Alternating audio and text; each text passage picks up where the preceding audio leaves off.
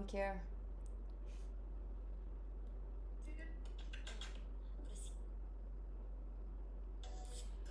Man, I want to deactivate my Instagram because like it's so fucking annoying every fucking day.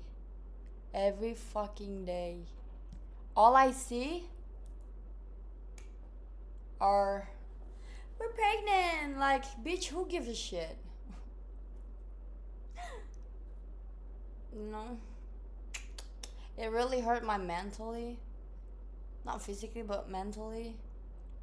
Because that shit what I want than this, you know? I just want to be pregnant. But of course not a single mother. Fuck that shit. Even if I'm single mother, I don't want to be miserable. I want to be a rich single mother.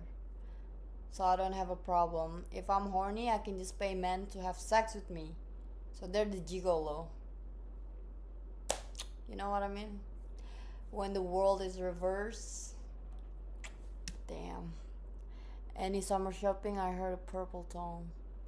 In Findom, you just have them pay and you do almost nothing. Man, I got OnlyFans. So it's okay.